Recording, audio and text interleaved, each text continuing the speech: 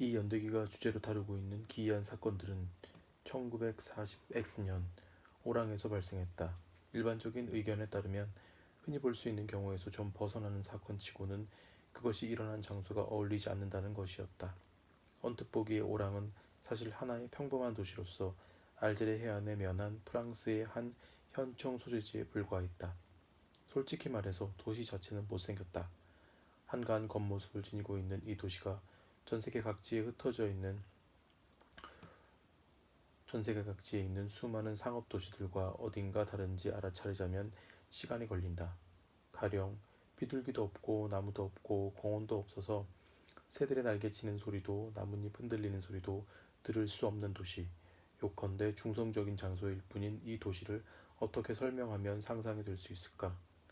여기서는 계절의 변화도 하늘을 보고 읽을 수 있을 뿐이다. 봄이 오고 있다는 것도 오직 바람결이나 어린 장사꾼들이 교회에서 가지고 오는 꽃 광주리를 보고서야 겨우 알 수 있다. 말하자면 시장에서 파는 봄인 것이다.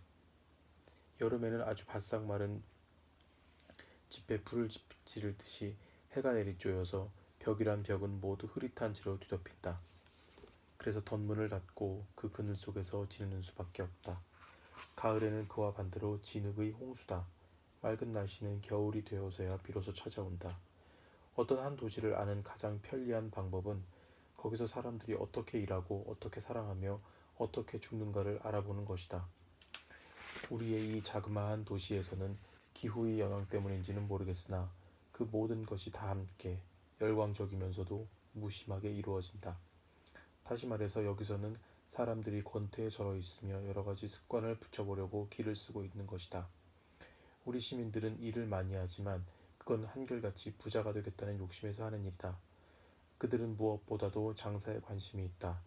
그들 자신의 표현대로 우선 사업을 하는데 골몰해 있는 것이다. 물론 단순한 즐거움에 대한 취미도 없지 않아서 여자와 영화와 해수욕을 좋아한다.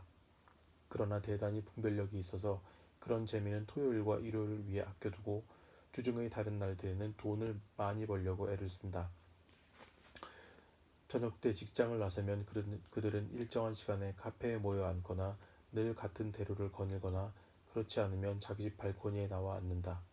아주 젊은 패들의 욕망은 격렬하면서도 한순간의 짧은 것인데 비해서 나이가 많은 축들이 빠지는 취미란 기껏해야 공굴리기 모임이나 친목회의 회식이나 트럼프 노름에 돈을 듬뿍 거는 서클의 선을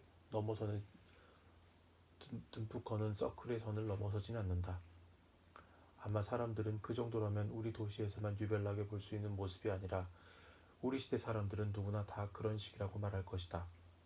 아마도 오늘날 사람들이 아침부터 저녁까지 일을 하고 그 다음에는 개인 생활로 남아있는 시간을 카드놀이나 카페에서 잡담으로 허송하고 있는 모습을 보는 것 이상으로 자연스러운 것은 없을 터이다.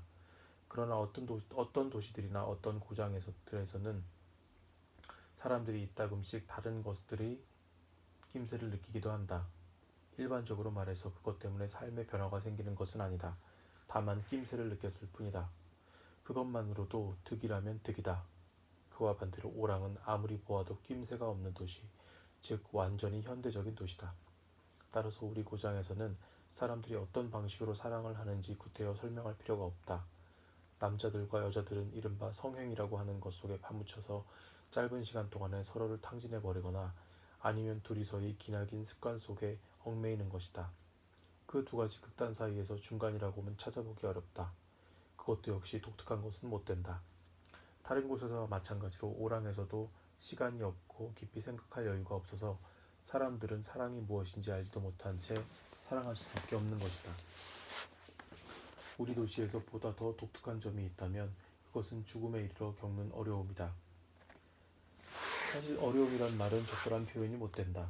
불편함이라고 하는 편이 더 정확할 것이다.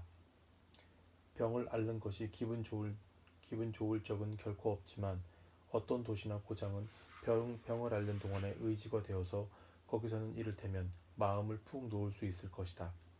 병자란 부드러움을 필요로 하며 무엇엔가 기대기를 좋아한다. 그것은 아주 자연스러운 일이다.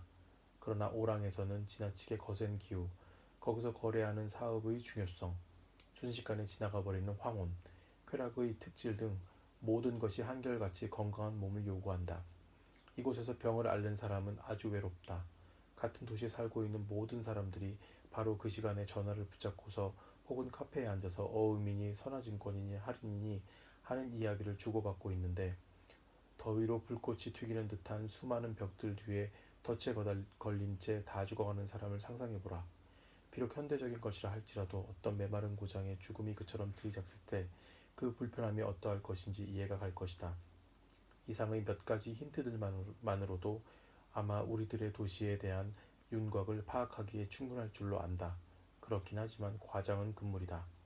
마땅히 강조해 두었어야 할 것은 도시와 일상생활의 평범한 모습이다. 그러나 사람이란 일단 습관을 붙이고 나면 그날그날을 힘들이지 않고 지낼 수 있는 법이다. 우리의 도시가 바로 그런 습관 붙이기를 조장하는 터이고 보면 우리의 도시가 바로 그런 습관 붙이기를 조장하는 터이고 보면 만사가 순조롭다고 하겠다. 이런 각도에서 본다면 삶이란 아주 흥미진진한 것은 못 된다. 적어도 우리 고장에서는 무질서라는 것을 모르고 지낸다. 솔직하고 부침성이 있고 활동적인 우리 주민들은 여행자들의 마음속에 늘 지각 있는 사람들이라는 느낌을 남겨준다. 눈을 끌 만큼 특이한 것도 없고 초목도 없고 넋도 없는 이 도시는 마침내 푸근한 인상을 주기에 이르러 사람들은 거기서 잠이 들어버린다. 그러나 이 도시는 완벽하게 선을 그어놓은 듯한 만에 면하여 있고 빛밝은 언덕들에 둘러싸인 채 헐벗은 고원 한가운데 비길 데 없는 경치와 접하고 있다는 사실도 덧붙여 지적해두는 것이 옳으리라. 다만 이 도시가 그 만을 등지고 있으며 그래서 바다를 바라볼 수가 없기 때문에 일부러 찾아가야만 바다를 볼 수 있다는 점은 유감이라고 하겠다. 이쯤 이야기하고 났으니 이곳 사람들로서는 그에 보면 발생한 말썽거리, 나중에서야 깨닫게 된 일이지만 실은 이 연대기로 상세히 기록하고자 하는 일련의 중대한 사건들의 첫 신호였던 말썽거리들을 꿈에도 예상하지 못했으리라는 것을 어렵지 않게 납득할 것이다. 이런 사실들이 어떤 사람들에게는 아주 당연하다고 여겨질 것이고 또 어떤 사람들에게는 터무니없다고 여겨질 것이다. 그러나 어쨌든 연대기의 서술자란 그러한 모순들을 참작할 수가 없다. 그의 임무는 다만 그런 일이 실제로 일어났으며 그것이 한 민중 전체의 삶에 관계되는 일이고 또 그리하여 그가 하는 말이 진실임을 마음속으로 인정해 줄 수 있는 수천 명의 증인이 있다는 사실을 알고 있을 때 이런 일이 일어났다고 말하는 것뿐이다. 더군다나 때가 되면 언제건 그가 누구인지를 알아차릴 기회가 있겠지만 이 연대기의 서술자는 어떤 우연으로 인하여 얼마만큼의 진술 내용들을 수집할 수 있는 입장이 되었고 또 어떻게 하다 보니 그가 이제 이야기하려고 하는 그 모든 일에 휩쓸려 들긴 했지만 만약 그렇지 않았더라면 이런 종류의 일에 착수해 보겠다고 할 만한 명분을 찾을 수 없었을 것이다. 바로 그 같은 명분으로 그는 역사가로서의 과업을 수행하게 된 것이다. 물론 역사가는 비록 아마추어라 할지라도 항상 자료를 가지고 있는 법이다. 이 이야기의 서술자도 그러므로 자료를 가지고 있다. 즉 우선 자기 자신의 증언과 다음으로는 다른 사람들의 증언. 왜냐하면 그는 자신이 맡고 있는 직분 때문에 이 연대기에 나오는 모든 인물들이 털어놓은 내막 이야기를 모두 다 수집하게 되었으니까. 그리고 마침내는 그의 수중에 들어오게 된 서류들이 그것이다. 그는 적절하다고 판단될 때는 그것들을 기록의 토대로 삼아 마음 내키는 대로 이용할 생각이다. 그리고 또 그의 계획으로는 그러나 아마도 이제는 주석이나 머릿말은 이 정도로 그치고 이야기의 본론으로 들어갈 때인성 싶다. 처음 며칠 동안의 경위는 좀 상세한 설명을 요한다. 4월 16일 아침, 의사 베르나요 리우는 자기의 진찰실에 나섰다가 층계참 한복판에서 죽어있는 쥐 한 마리를 목격했다. 그 당장에는 특별한 주의도 하지 않은 채 그 동물을 발로 밀어치우고 층계를 내려왔다. 그러나 거리에 나서자 쥐가 나올 것이 아닌데 하는 생각이 들었으므로 발길을 돌려 수위에게 가서 그 사실을 알렸다. 미셸 영감의 반응을 보자 자기가 발견한 것이 예산일이 아니라는 것을 한층 더 실감했다. 쥐가 죽어 있다는 것이 그에게는 그저 괴이하게 보였을 뿐이지만 수희에게는 빈축을 살만한 난리였던 것이었다. 아닌 게 아니라 수희의 입장은 단호한 것이어서 이 건물 안에는 절대로 쥐가 없다는 것이었다. 2층 층계참에 한 마리가 있는데 필경 죽은 것 같다고 의사가 분명히 말했지만 아무 소용이 없이 미셸 씨의 신념은 조금도 흔들리지 않았다. 건물 안에는 쥐가 없으니 그렇다면 누가 밖에서 그 쥐를 가져왔을 것이다. 요컨대 이건 누군가의 장난이라는 것이다. 바로 같은 날 저녁, 베르나르 리유는 건물 복도에 서서 자기 집으로 올라가려고 열쇠를 찾고 있다가 복도의 어두침침한 저 안쪽에서 털이 젖은 큰 쥐 한 마리가 불안정한 걸음으로 불쑥 나타나는 것을 보았다. 짐승은 멈춰서서 몸의 균형을 잡는 듯 하더니 의사를 향하여 달려오다가 또다시 멈추어 섰고 작은 소리를 내지르며 제자리에서 한 바퀴 돌다가 마침내는 빠끔히 벌린 주둥이에서 피를 토하면서 쓰러져 버렸다. 의사는 한동안 그 광경을 바라보다가 자기 집으로 올라갔다. 그가 생각하는 것은 쥐가 아니었다. 쥐가 피를 토하고 죽었다는 것이 아무래도 마음에 걸렸던 것이다.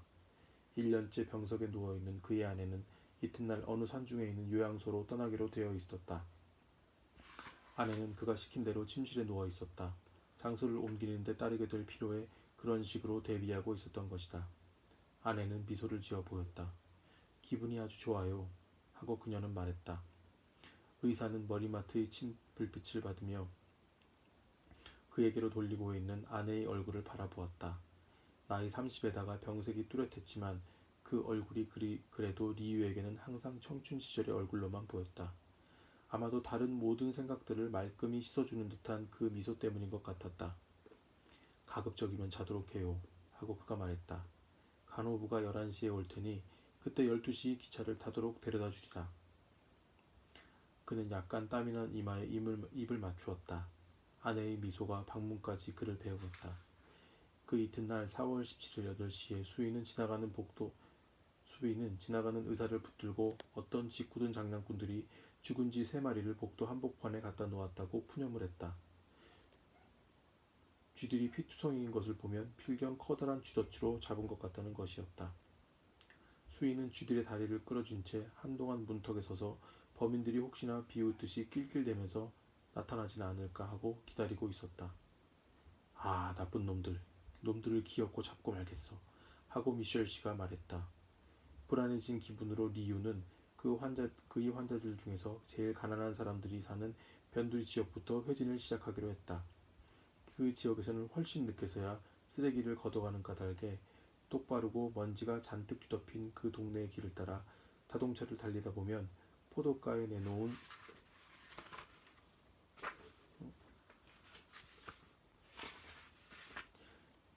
내놓은 쓰레기통들을 뒤지며 스치며 지나치게 된다. 그렇게 지나가던 어떤 골목에서 의사는 채소 쓰레기와 더러운 걸레 조각들 위에 팽개쳐진 쥐를 10여 마리나 보았다. 그가 제일 먼저 찾아간 환자는 거리로 면한 침실 겸 식당으로 쓰이는 방의 침대에 누워 있었다. 얼굴이 깡마르고 움푹 패인 늙은 스페인 사람이었다. 그는 자기 앞 이불 위에 완두콩이 가득 담긴 냄비 2개를 놓아두고 있었다. 의사가 들어가자 침대에 일어나 앉아있던 환자는 몸을 뒤로 눕히면서 늙은 해수병자 특유의 고르지 못한 숨을 몰아 쉬어댔다. 그의 아내가 세숫대야를 가지고 왔다. 헌데 선생님 하고 주사를 놓는 동안 그가 말했다. 놈들이 나오는데 보셨지요? 정말이에요. 그의 아내가 말했다. 옆집에서는 3마리나 쓸어냈대요. 노인은 손을 비비며 말했다. 막 나온다고요. 쓰레기통마다 안 보이는 데가 없는걸요. 배가 고픈 거예요. 그 후 리유는 온 동네가 쥐 이야기를 하고 있다는 것을 쉽게 확인할 수 있었다. 회지를 마치고 그는 집으로 돌아왔다. 선생님께 전보가 귀에 갖다 놓았습니다. 하고 미셸 씨가 말했다. 의사는 그에게 혹시 또 쥐를 보았느냐고 물었다. 아, 천만에요. 하고 수위가 말했다. 제가 지키고 있단 말씀이에요. 그래서 그 나쁜 놈들이 감히 가져오지 못하는 겁니다. 전보는 그 이튿날 그의 어머니가 오신다는 전갈이었다. 며느리가 병으로 집을 비우는 동안에 자기 아들의 집안일을 돌보러 오시는 것이었다. 의사가 집 안으로 들어갔을 때 간호부는 이미 와 있었다.